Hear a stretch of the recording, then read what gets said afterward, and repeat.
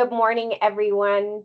On behalf of Cowan Insurance Group, I want to welcome you to our webinar this morning, Sustainable Balance, Building Healthy Workplace Cultures. My name's Leanne Clark. I'm the VP of Wellness and Disability Growth and Innovation here at Cowan Insurance Group. And today I am happy to be joined by our speaker, Victoria Granger, who owns Wellness Works Canada. It's a pleasure to have you back again, Victoria. For those of you who are familiar with her, she did present earlier in the year for us on boosting mental well-being and performance in the workplace. She's a great speaker. I know you'll love this presentation. Victoria is the founder of Wellness Works Canada, which is a not-for-profit that empowers, educates, and supports practitioners and employers in building healthy, high-performing work cultures. Her experience over the last 20 years has been about creating environments where people and businesses thrive. So many of you may know that October is Canada's Healthy Workplace Month. This has been celebrated for the past 25 years. This year's theme is on unlocking your potential, building strength to overcome challenges. So Victoria will be touching on those weekly themes throughout her presentation today. There was going to be a workbook for you to actually work in as she went through the presentation. Unfortunately, we couldn't get it to add properly in Teams, but that will come out after the presentation for you to go through. Just to let everybody know, we'll be using the Q&A. So if you have questions throughout the presentation, put them in there. If it's something that we need to have answered right away, I'll be monitoring that with Ryan Hafner and we'll let Victoria know. Otherwise, we do have a Q&A at the end of the session for people. If you require closed captioning at all, that is available in the Teams programming, so I encourage you to take advantage of that. I know I need it when I'm watching TV now because I can't hear properly, so you can turn that on. This webinar will be recorded. Victoria loves to see faces. Please feel free to put your camera on. If you do, just know that as this is being recorded and sent out, your face will be on that recording. So if you don't want that, you can leave your camera off. So with that, I will let you get started, Victoria. Thank you.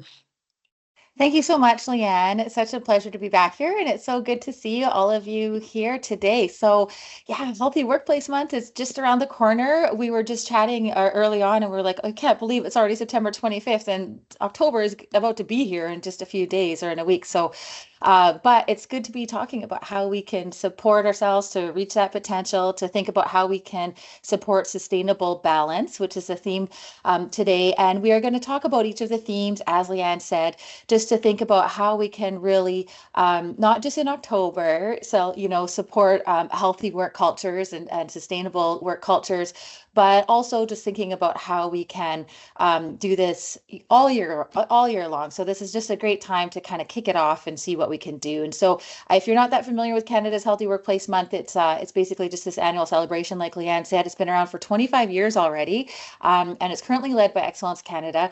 And it's all about just prioritizing employee well-being and creating environments that people can really thrive and supporting our physical and psychological and social health. And myself personally, I'm very passionate about this topic and supporting employee well-being and helping people. It's really, I feel like it's a strategic driver of organizational performance. The more that we invest in our people and support them to be well, the better they're going to do. They're going to do well as well. So it's so important that we think about that to help prevent burnout and things like that. And the reason that I have come into this space in this is that I started out actually working. I'm going to go back a little bit further. When I was growing up, I actually wanted to become a cardiologist because my mom had heart problems, and I was like, this is what I want to do. And then as she got older, and she passed away at a really young age of 37, I realized that a lot of her health problems that she was dealing with were preventable. She had type 2 diabetes. She also dealt with some mental health problems. And, there was a lot of stigma around mental health growing up, and people just didn't really talk about it and didn't go into that. And so when she died by suicide, unfortunately, at such a young age, I realized that, I didn't want to go into, supporting people who are healthy or who are sick after the fact, but how can you actually promote and prevent people from getting sick in the first place? And when I started working in that career in health promotion, I realized that we weren't really doing enough in the workplace, and we know how much the workplace can impact our health and our well-being, and it also very, very much impacts our ability to function and do great work. And myself, I've personally experienced burnout, and so when I think about sustainable balance, it's really about sustainable high performance. We're really looking at how can we prevent, how can we create a level of balance and harmony for people that will allow them to perform in the long run without, burning out or experiencing, health problems and things like that. And so again, we all have such a powerful role that we can play in creating these environments where people really can thrive and can be supported to be well and to do well. So I'm going to talk with you about some of these different types, some of the different themes with the aim of looking at what are daily workplace practices that we can put into place to really create these cultures where people can thrive. It's not only, I think, the right thing to do, but it's also really the smart thing to do in terms of creating, enabling people to do really well. And so the first theme that we're going to be talking about is around supporting a growth mindset and agility to help people manage change, because in the workplace, change is kind of the only constant. And so supporting that's important. Thinking about supporting belonging as well to really foster a sense of trust and collaboration. Trust is really key in workplaces to have us work effectively together. And then also thinking about how we can align, our physical and our mental well-being so that we can again sustain energy, sustain focus to do that work. And then what are the things that we can do within our organizations and for ourselves to really support us all to thrive based on these themes. So when we're thinking about a growth mindset, we're probably all familiar with a growth mindset, which is going to help us learn how to adapt better. We're going to innovate. We're going to thrive. It's also going to help us stay open to change, learn from challenges, and foster resilience, and all of these kinds of things, and really create a more agile, innovative workplace as well. So both at the individual level and the organizational level. And I don't know if you've heard of this quote before or this saying, but we used to think that you had to be to do well at work, we had to have a good IQ, and then that really switched over to the EQ and looking at our emotional intelligence, ability to relate to others, have that sense of self-awareness, etc. And now there's this other really saying that we really need to have a good agility quotient, be able to thrive in an environment of change. And so EQ is still critically important. So I don't know if it's the new EQ. I think AQ and EQ are kind of go hand in hand. But it's just a fun saying that's been going around. And so it's so important that we learn how to support this within our organizations and with ourselves. And I have to say that I have, like, when I was younger, I used to be very, like, I really enjoyed structure. I enjoyed, a lot of plans. And if somebody told me what time, like it's time to go with the flow, I'd be like, what time does flow start and when does it end? And, like trying to map it out. But of course, that's not being very agile, is it? Right. So kids taught me to be a little more agile, but it's really just around learning how to be and be okay with now and not knowing what's next. And it's such an important thing to think about in terms of how we can do that. So I will share, there's a few different practical things that we can do to build our sense of cognitive flexibility and help us be able to lean into change and be okay with it. And so having cognitive flexibility, just basically it means it's our capacity to easily move back and forth between feeling, open to changes and things like that to this sense of focus and being on plan and going through that. So kind of looking at both of those pieces. And if you were thinking about, how can we do this for yourself individually, and I will share more strategies later on from like the organizational perspective as well, is to purposefully inject change in your life that you have control over. And so simple things would be to is to alter your everyday routine. So take a different route into the work every day, or take, going to drive to different places, have a different type of coffee in a different way in the morning, make things hard, try not using GPS, maybe just meeting new people and talking to people and getting outside of your comfort zone when you're at a coffee shop or at the grocer or even at work, talking to people that you don't normally talk to,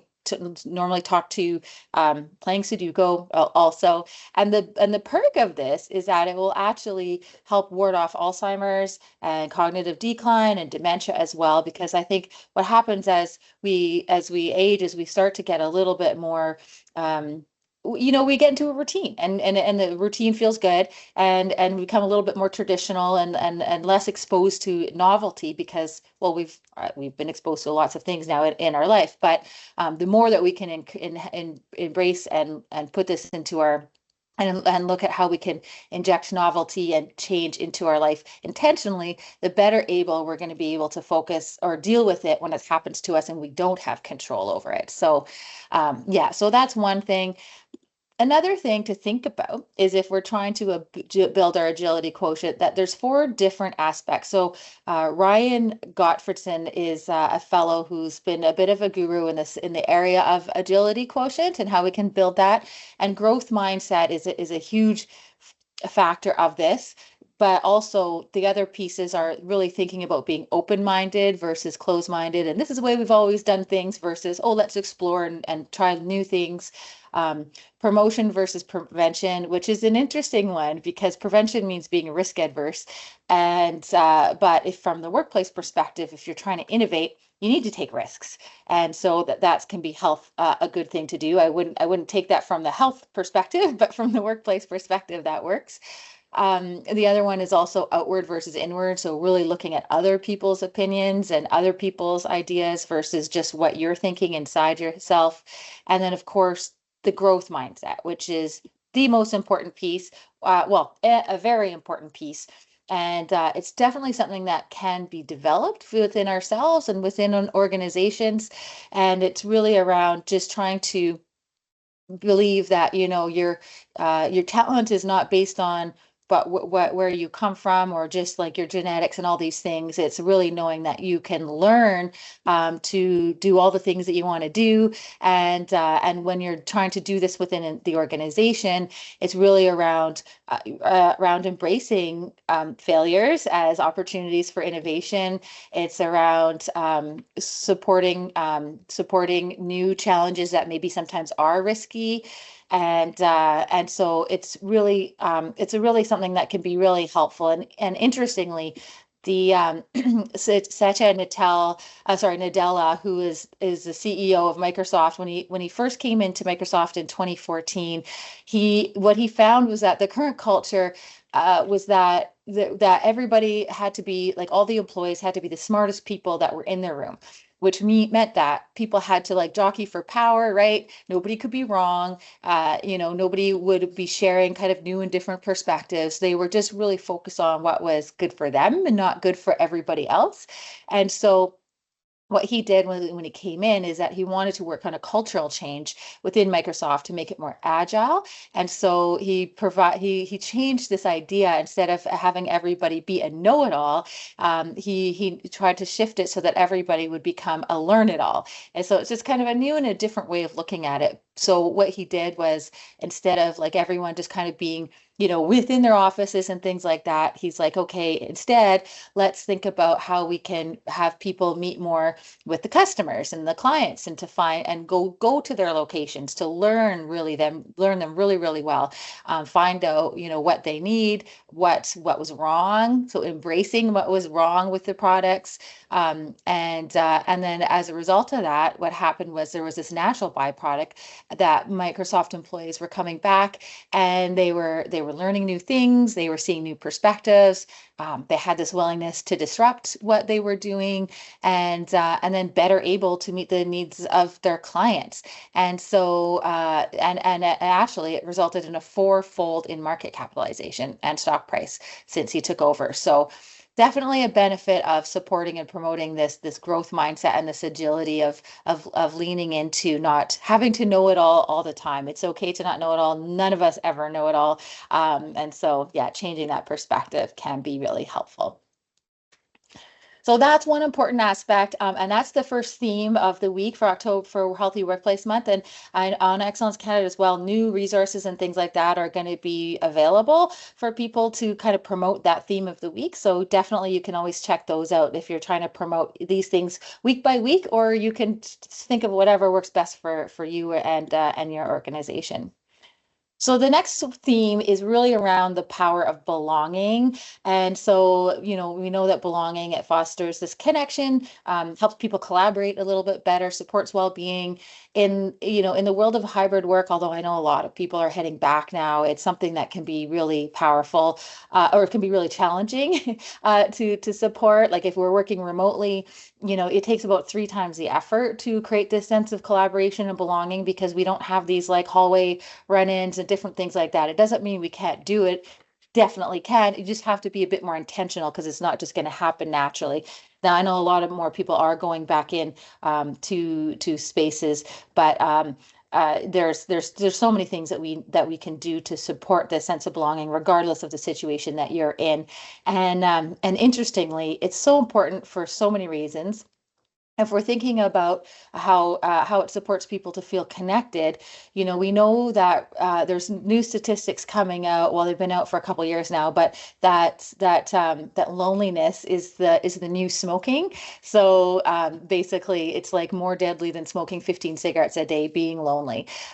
So yeah, powerful. And there's all kinds of research now that's showing, and I actually did talk about it yesterday about the power of connection with the city's staff, and they were so like it's amazing how much the isolation and loneliness can impact us.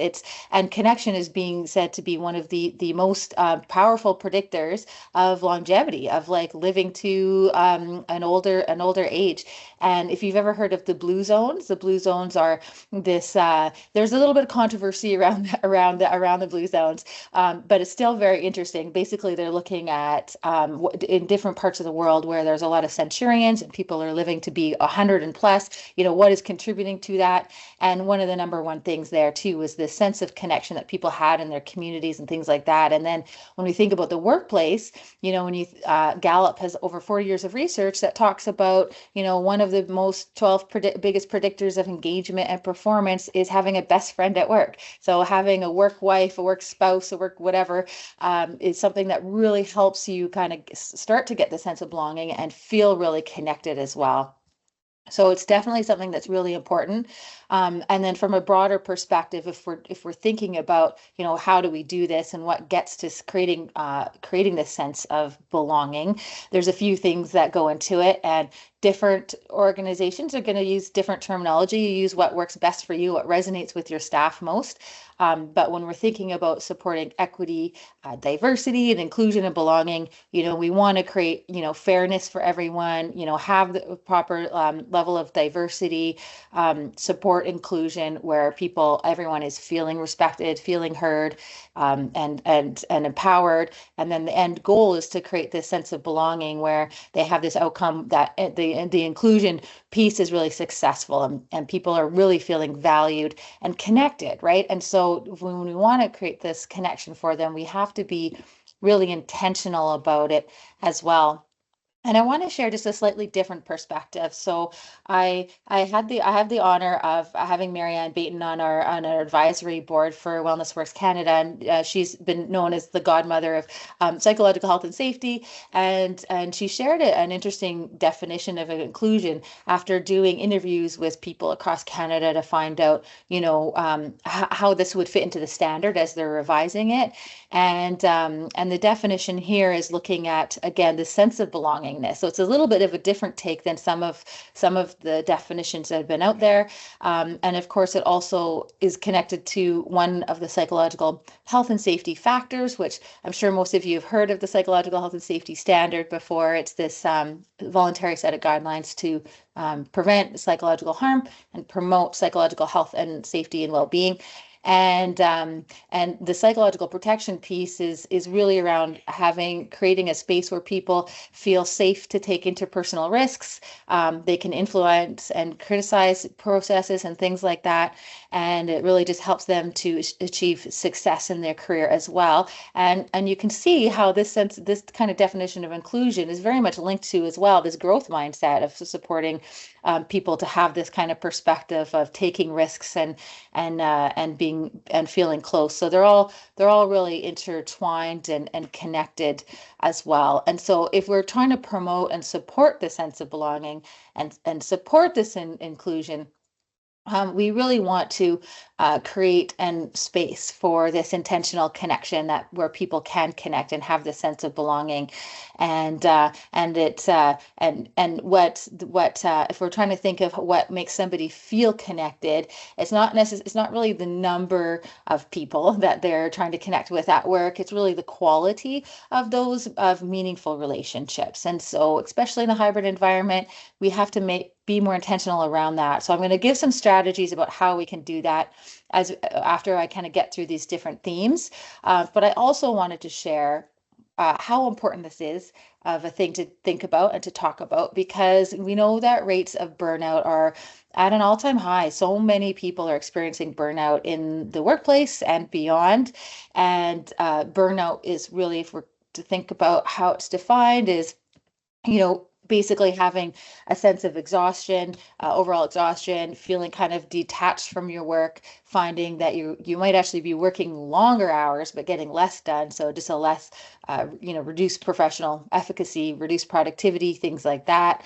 And it could be really, really detrimental to our health, and it can take a couple of years to fully recover from it. I experienced burnout in 2015, and yeah, it wasn't fun. It definitely took about a year to recover from it, and now I have to be really intentional about working through that. And I think one of the things that did contribute to this was that I was working as much as I could, doing all these different things. I was doing a master's degree, and I was just really busy.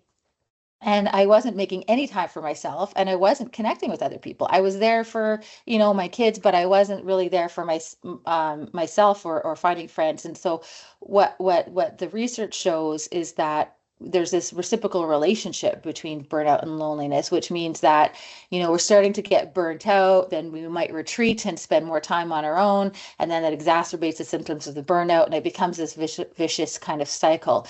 But so, of course, the more that we can have people feel connected at work, this is going to be a really protective factor for when everyone's feeling really high levels of stress and not sure, maybe the direction that things are going. The more connected they are, the more supportive peers are and their supervisors and leaders are, the more they're going to be able to withstand this level of stress and prevent the burnout. So definitely, again, from the performance perspective, it's an important thing to do.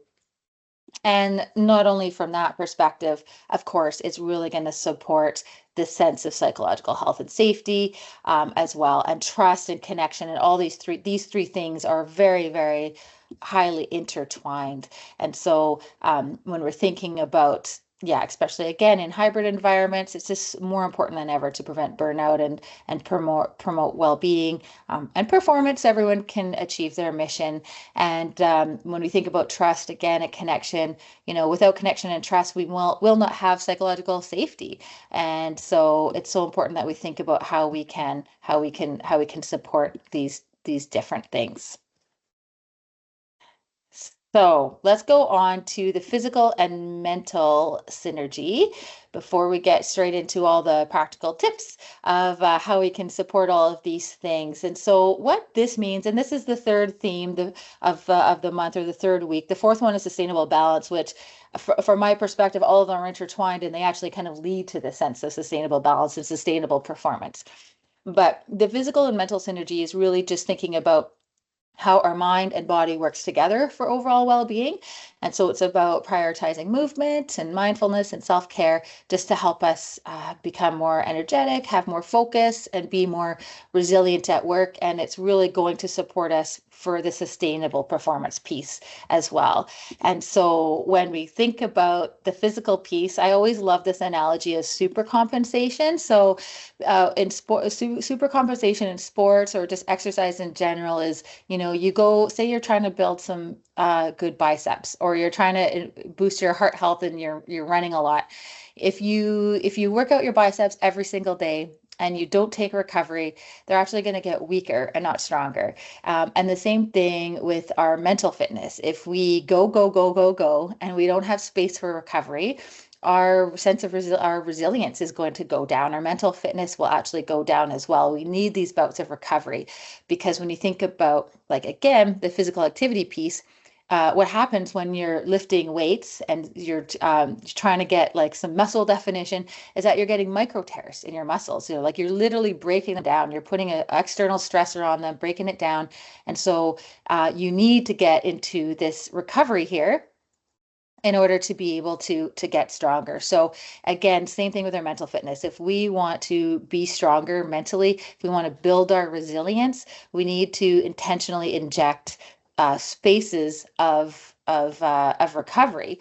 And again, a little bit of stress, it's good. We want to have a little bit of stress, but we want to find the right amount of stress that's not going to really hurt us. And so, we have to find kind of this sense of balance from being kind of apathetic and maybe not feeling motivated to having this healthy pressure. But everyone is different. And I think understanding that is really going to be key as well, and supporting people to kind of get into that right zone where they're going to be feeling better. And so in the workplace, when we're trying to think about how can we support mental fitness, there's, the theme for this month is really thinking about, the movement, mindfulness, and self-care.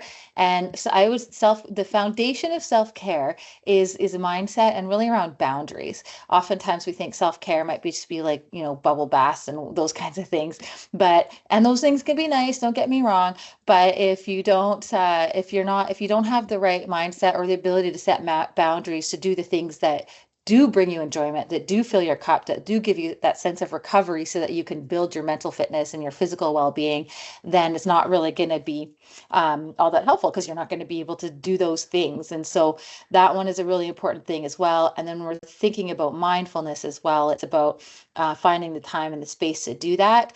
For myself, I'm not a great meditator. I find it challenging. Maybe I need to work on it better, or work on it. Sometimes the things that are hard are the things we need to do most. But I find for myself, even with gratefulness, for example, gratefulness is something that I've been really trying to work on and practice. But I just do it, and I practice mindfulness with gratefulness by every time I'm outside and I'm enjoying nature, or I'm at a kid's sports game, I just try to have like a lot of appreciation for everything that's happening around me. And that in itself is kind of is being mindful. It's just thinking in the moment, what are the things that I'm so grateful for right now? And that actually will help us, the more we could be more mindful about these things around us, to increase the ratio of our positive thoughts to our negative thoughts. And of course, we all have naturally a negativity bias. We like to focus on the negative because that's how we get things done, how we deal with issues, things like that. But it can really not be a great thing for our mood and our overall levels of stress and all of those things. So the more that we can have this sense of mindfulness without being distracted by the thousands of pieces of information that we're exposed to in a day, the better able we're going to be to focus, the more positive we're going to be, and things like that. And of course, the movement is really important too. So I am going to share some strategies that can help to support us with all of these things, and how we can think about creating healthy practices that we can embed into the workday each and every day, and make it kind of simple. So again, I think when we're thinking about creating a thriving workplace, it's not just about this short-term performance, it's about building some balance that's really going to last. And so we really want to integrate sustainability and balance into how we operate, like how we can balance people, purpose and performance, and just help people to adapt, to be resilient, to grow, reduce burnout, all of these things. And so I'd like you to throw, I guess you'd have to use the Q&A. I was going to say use the chat, but I noticed the chat isn't up. Or you could unmute. What kind of words would describe your ideal workplace? What do you think? And I'll have a look here in the Q&A. What kind of words would describe your ideal workplace?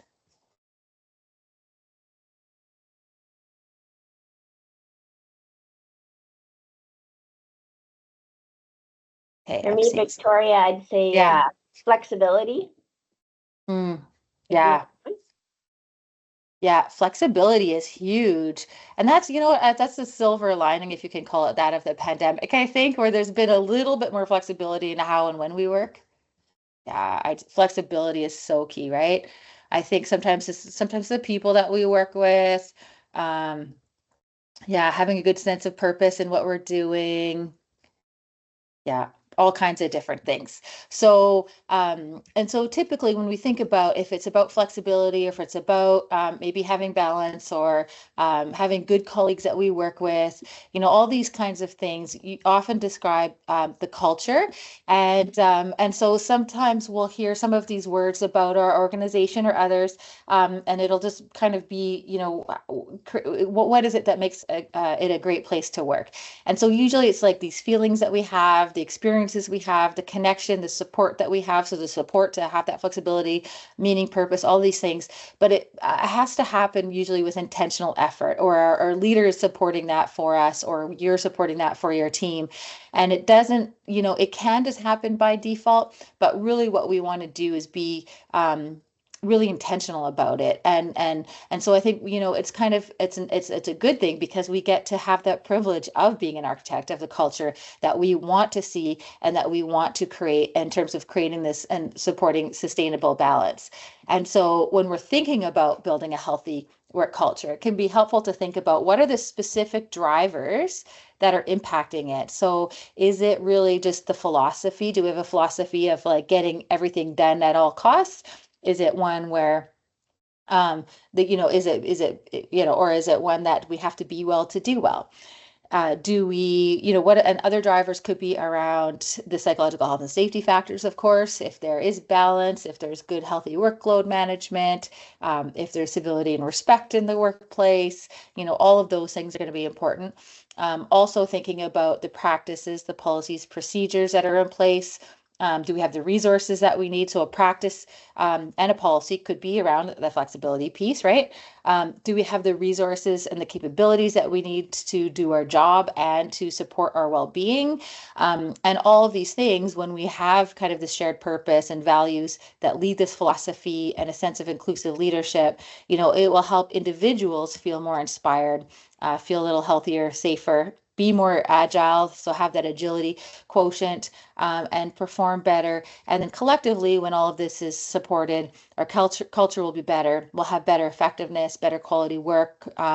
Customer experience is going to be better. The customer brand reputation is going to be better, and our overall performance will be better. We're just going to be better able to achieve our mission, or have good financial health. And so all of these things are really important. But what I want to highlight is the low-hanging fruit is, again, those daily practices of like, what is it that we can do to support this culture that we want to see based on how we show up each and every day. And so that's really what is key in terms of integrating these things, so that it's woven into our culture and not just a side kind of strategy. It's really part of the way that we do our work each and every day. So as leaders, there's a few different things that we can think of. So, of course, there's not one different solution that's going to change the world, but it's best to look at all of these pieces. But when we're thinking about daily practices, there's things that you can do to show up by leading by example. So I like what Amy Edmondson says around supporting psychological health and safety. And these things very much align with Healthy Workplace Month themes of supporting a growth mindset, right? So again, admitting your fallibility and being vulnerable and, taking risks, being curious, all these things are going to support a growth mindset. Also, same thing with viewing problems as learning opportunities. That is really what it is at the end of the day. So that's one thing that you can do for yourself to show up as to lead by example. So, for example, like, do you send emails after hours and forget breaks and eat at your desk or forget to eat it all? Or are you supporting people throughout this? And I know sometimes it's really challenging to create that environment and to lead this and to be that authentic kind of role model. But it can be really powerful because there's this contagion effect, right? When we show up in a way of how we want other people to show up, they see it, and then they often want to start doing the same thing. Okay, so let's talk a little bit around how can we support tangibly? What are some specific practices? So I know that we were thinking of having a workbook before, and so the workbook that we'll send, that's I think it's going to be sent out later, right, Leanne? Yeah. So it is basically it's just an opportunity for you to think about what are some different strategies that you can use to support Healthy Workplace Month for yourself or for your team or for the organization. And so there's an opportunity to kind of set a goal. So as I go through some of these strategies for the workplace or for yourself, I encourage you to think of what is one thing that you might like to do to help to support and promote Healthy Workplace Month as it's almost upon us. It'll be here just in another week. So and the goal setting methodology that's in there as well. It's called WOOP. I don't know if anyone's heard of that before, but it's a funny name, but it's an evidence-based methodology, and it's proven to be really effective for setting goals. And the purpose around it is that there's a few extra pieces to it. So we probably all heard of SMART goals, where you try to make something specific, measurable, realistic, time bound, accessible, all that. But this one has a space where you also want to put the outcome of what will be different after you achieve a goal. And then what also are the obstacles going to be that might get in your way? And just like anyone set any kind of goal, oftentimes when it doesn't happen, it's because some obstacle gets in the way. So if we can think about those before we start to act, then we're more likely to, foresee any issues and be able to and be successful with our goal. All right, so just a few strategies for helping to build AQ and help build this growth mindset. So I've seen some organizations do a lot of different fun things. So as we were saying before, if we're trying to create an environment where everyone is a learn-it-all and not a know-it-all, there's sometimes people will have town halls and they'll have the CEO or have top leaders come, and they'll maybe, oftentimes it's always great to share wins, but also share a fail. And it helps to create this sense of authenticity, that it helps the leader show up as like what we were talking about before, as being vulnerable and admitting their fallibility to create this growth mindset, and can be just a really interesting way to just start to shift culture. So if you regularly have town halls or other things like that, just bring into it sharing wins, but also sharing fails. And the learning that comes along with the fail, of course, because we want to be continuing learning with that. And that is one simple thing that we can do. And then same thing within the workplace is thinking about how we can have people do things a little bit differently than we've always done it, and encourage people to take risks and to innovate as well. So that's just a small kind of strategy. But when we're also thinking about daily practices, meetings, there's a great opportunity for us to think about how we can shift things with meetings, because we all have meetings. And so what we can do is start to think about standardizing our meeting agendas so that we always inject these certain practices that are going to be really healthy. So when we're thinking about the physical perspective, and we're trying to do the physical and mental alignment, we can have walking meetings. Super simple, right? But it's been proven to help increase levels of creativity, innovation. It also helps people bond and connect in a different way. So there's that greater sense of belonging and things like that. So that's one simple little thing that we can do. Another thing is just starting our meetings to create this sense of connection and belonging, where everyone does an authentic check-in of how they're doing, whether it be like scoring yourself on from a 1 to a 10, giving people the opportunity to pass if they don't want to share. Or they could be sharing 2 words of how they're feeling, right? A 1-word check-in, 1-word check-out. And it just helps everyone kind of bond a little bit in a different level to see where everyone's at and how everyone's feeling as well. And then when we're thinking also from the sustainable balance perspective, is that oftentimes, we'll have back-to-back meetings and we don't have that time for recovery that is really so, so key. So a really simple thing again here is just to make your meetings 50 minutes instead of 60 minutes. And you can actually change the setting in Outlook or whatever tool you're using to auto default to like the 25 versus 30 or the 50 versus 55 or like 75 versus 90, that kind of thing, just to make it just a little bit shorter to give people this little bit of recovery that they need. Because I don't know about you, oftentimes you go in the office and then you're running from meeting to meeting to meeting and you don't even have time for the bathroom, right? So like you just need these times and to process, like our brains need time to think about what it is that we can, what it is that we just talked about and before switching gears, right? So those are also going to be those are really just simple things that we can do. We can also start meetings with a win or a moment of positivity. There's so many different things you can do. So I encourage you just to think of, again, just one thing that you're going to do, and then we'll summarize it. And then hopefully we can commit to one thing.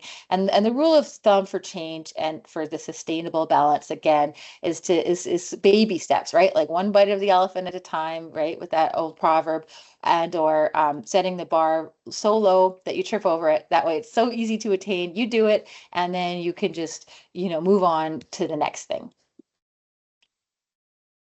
Another thing, when we're thinking about supporting and creating belonging, it really requires, we want to have empathy and we want to have opportunities for check-ins. We want to make sure that we're realizing different people's differences and things like that. But one thing that can really create this sense of belonging and sense of connection is according to actually the OC Tanner Institute, OC Tanner Institute. They did a lot of research around what supports people to feel connected and also support some belonging. And recognition is something that really, really makes a big, big difference. And so when we're thinking about something that's very practical and very simple to implement, it would be starting a Thank You Thursday routine, for example. So every Thursday you just thank a colleague, and everyone does that. We do a reach out. Again, this is also something you could do in meetings. Say, okay, we're going to start with acknowledging a colleague. That's a simple thing that we can do as well. And you can also, for the recognition piece, is if you're leading a team or leading a group of folks, is to always inject recognition whenever you meet with someone to acknowledge the work that they're doing or the things that they've done as well. And it can really go a long way and doesn't have to take a lot of effort. But one caveat with this is that it does have to be authentic. So if you're feeling it's forced and you're just pretending, just skip it that week and do it the next week, right? Like you don't even have to tell people that I'm starting this Thank You Thursday thing where I'm going to thank a colleague or an employee every Thursday. Just do it when it makes sense. But having it in your calendar, setting the intentional reminder for yourself is going to make you more likely that you're actually going to be able to follow through with it and to do that, right? So those are a couple of different things that we can do for that.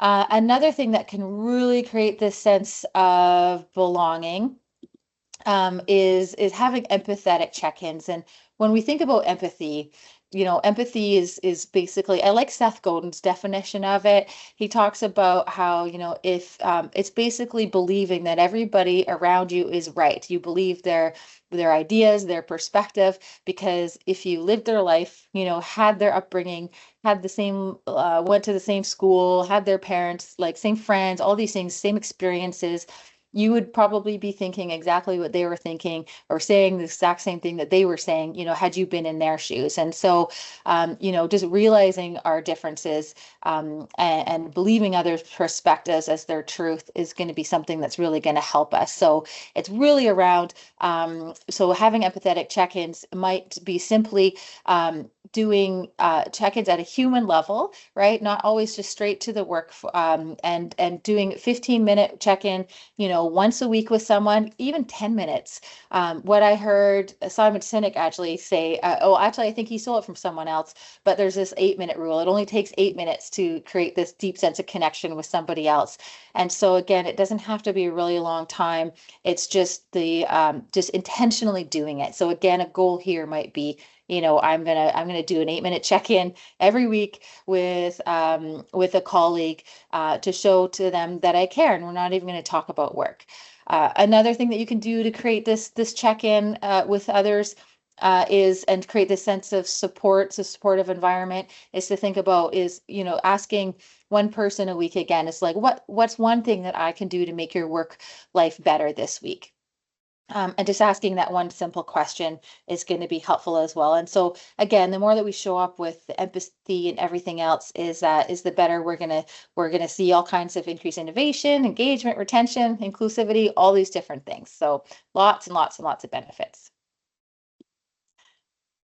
Okay, so the last thing that I want to share with you before I hope we all can start to create some goals here is around having a team agreement. It could be a charter, whatever you want to call it. But when we're thinking about embedding daily practices into our life, I think one of into our work life that supports this healthy work culture is to facilitate an agreement that's made up from your team's feedback, to help everyone get very clear about how they want to interact and what they need to do to make that a reality.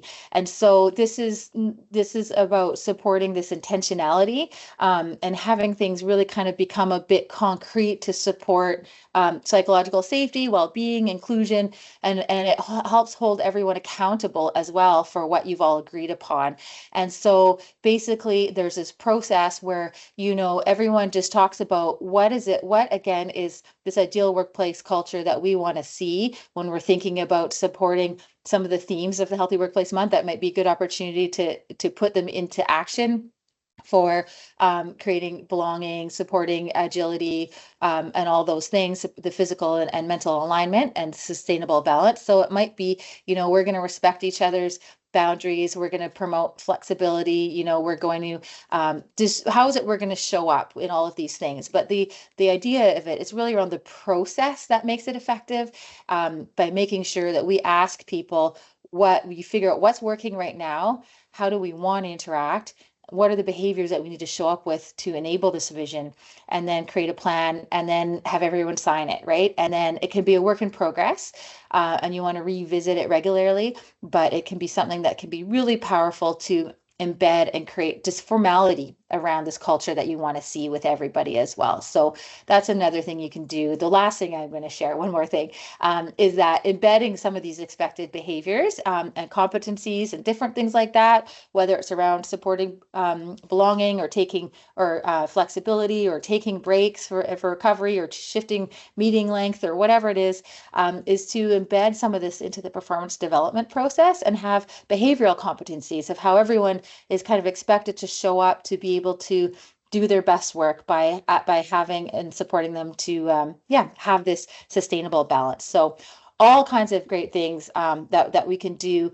And I know I talked about quite a few things. So I'm just going to summarize really quickly. And I want you to think about, as I summarize, what is one thing that you want to do as you're moving forwards to help to support and create a healthy workplace, not just during Healthy Workplace Month, but beyond as well. So the one is just showing up yourself by modeling curiosity, vulnerability, and this growth mindset. We talked about doing empathetic check-ins. So again, it only takes 8 minutes, and you can pick maybe you want to do that weekly. So maybe creating a goal to do that. Another one is healthy meetings. So we talked about walking meetings, injecting wins, positivity, different things like that. We also talked about so when you have town halls, when you have top leaders share wins and fails, or even in team meetings, either way, that supports this sense of agility and this growth mindset type of approach. We talked about, injecting some recovery time. So again, shortening our meetings can be helpful for that.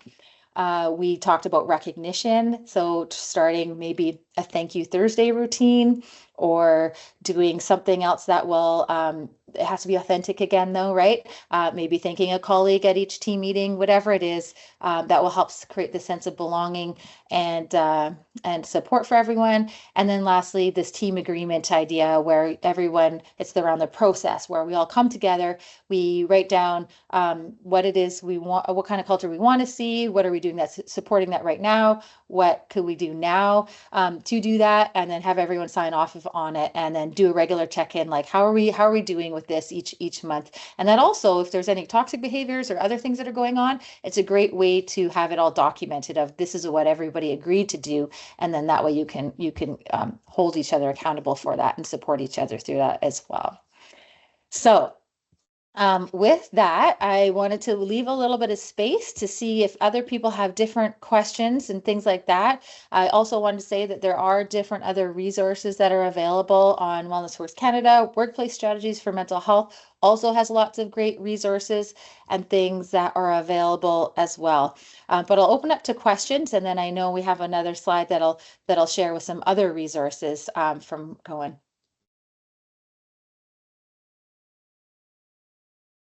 Check out this Q&A function here. Yeah. Thanks so much, Victoria. I just thought I'd mention, I don't know if your camera is frozen right now. Oh, we can hear you fine, but. Oh, I can see that it's frozen. Okay, yes. at least it's not too terrible of a pose. I was going to say, you're a good frozen look. I've seen much worse, so. I actually have a question. Great information. Thank you so much. I made a lot of notes for myself personally and just for, the teams that I work with. Maybe not the going somewhere without a GPS would be a really bad thing for me. I may never get there, but there's some other changes I can definitely infuse into my life. But one question around the connections and building connections when you have a remote team that doesn't come into the office together. Just any other ideas? I mean, cameras on, I think, is really important when you're in a remote meeting with your team to be able to kind of see that body language. But any other suggestions for that kind of environment?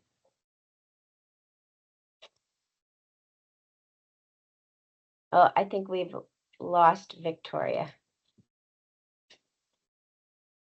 Don't know. And we lost the presentation.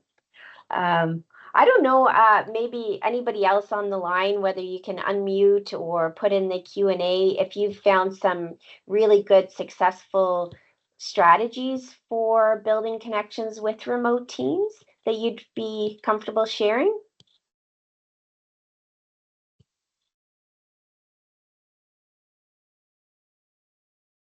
If not, that's all right.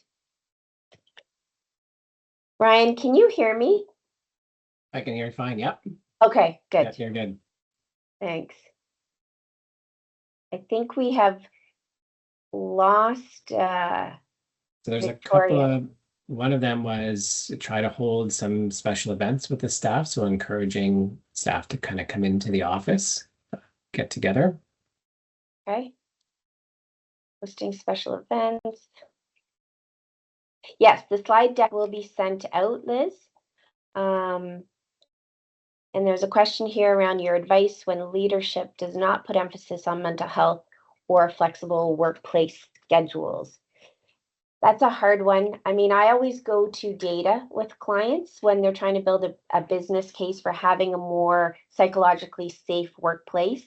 So looking at your disability data, looking at your drug data with respect to mental health claims, not the cost, but the utilization, paramedical spend, absenteeism, in terms of just those casual absences. There's a lot of data that shows higher incidental absence. So the short, frequent 1 and 2 day duration absence indicates a culture that's maybe a little bit more toxic, not psychologically safe. So if you have any ability to look at data and put that in front of leadership, I would recommend that.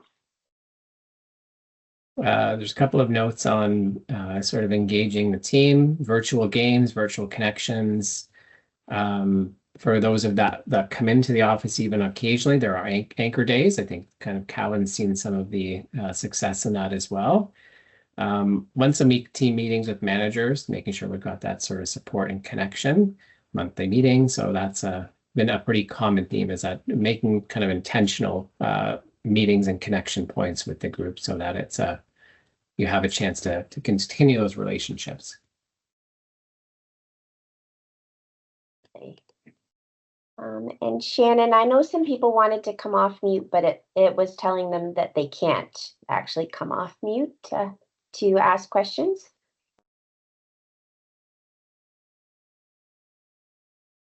Just looking at the Q&A to see if there's anything else in here.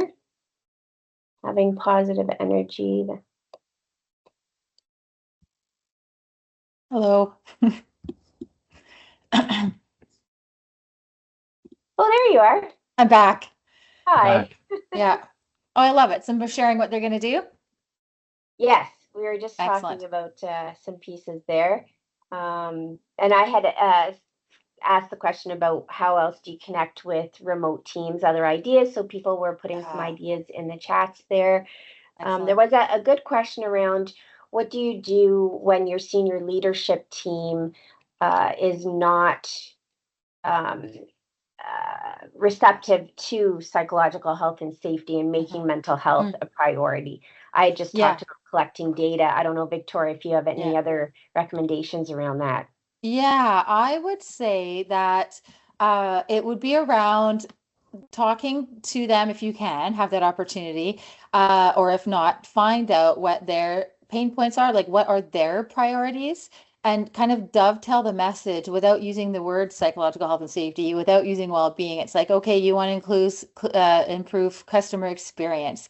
Okay, well, there's things that we can do with our team that's going to help them to actually do better customer experience, like building their emotional intelligence or doing other things that will still at the same time kind of support psychological safety and well-being. So kind of just trying to shift and talk their narrative.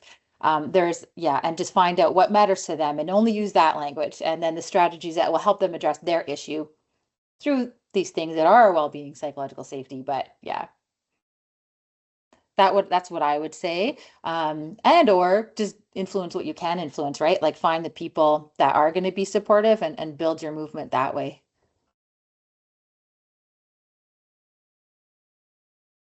All kinds of good strategies here. Hey, in the Q&A. Any other questions that anyone has for Victoria that you want to put in the Q&A there? Was a question in here around so much attention made to burnout, ranging from medical conditions to how a person is feeling. How can employers distinguish between those ranges and not have a prescribed approach? Should burnout be part of the workplace vocabulary? Oh, yeah, that's a good question because right now it's not something that is diagnosed. It's an occupational phenomenon with the World Health Organization. But I think when we think about psychological injury, has anyone heard that term? That's also closely kind of related to burnout. And so yeah, it's interesting. I mean, you can do training on it within your workplace to help create awareness of what it is and what it entails, and how to support people who are doing with it to make it part of the vocabulary. Sometimes education is helpful. When people know better, they do better. I would say I say probably that would be one of the best things. It's a training and education, and just to be able to understand it and recognize it, right? I'm going to ask one last question here myself. We talk about connections and people being in the workplace and the data around loneliness and that connection to mental health. And I know a lot of clients that we work with on the disability side are dealing with trying to bring people back in and getting the accommodation requests that have to be able to work from home. So how do you, other than things like having intentional reasons to come into the office, how do you kind of change that mindset with people that there is that value in getting people to come in? Yeah, and it's hard, right? And I think you have to think about where people have come from. So they have been away from the office for so long, and they've gotten used to working in a new way. Their whole life has to change. And when people has to go through this big sense of change, they go through a process that's similar to grief of like denial, no, anger, like I don't want to do this, and they you go through this whole process. And so the slower you can ch make the change, that will help them, and then start to see the benefit. And then I see lots of people just really trying to, you have to be really intentional and making sure that the time that they are coming back is really valuable and they are going to see the benefits of the connection piece. Because if they're just going back just to go back and there isn't, and there's no real plan around it, except for them to be there, it's not going to be as effective. So gradual as possible to people, allow people to go through those processes of change, and then making sure that, yeah, there's really good opportunities for connection, whether it be like meals or meetings together or whatever it is, when they're there, and evaluate, is it important that they're every day? That they're there every day, is 1 or 2 days fine, to support people, right? Because people who often want to work from home often work better from home. People want to go in often work better when they go in. So it's all around the trust. And I think that's some of the issue. There's so many other reasons why people are going back, but yeah, that's Yeah, my 2 cents. thank you. That was great.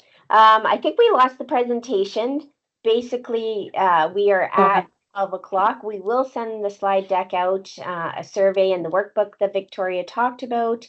Um, if you have any questions for us, you can reach out to Ryan Hafner or myself, Leon Clark at cowangroup.ca.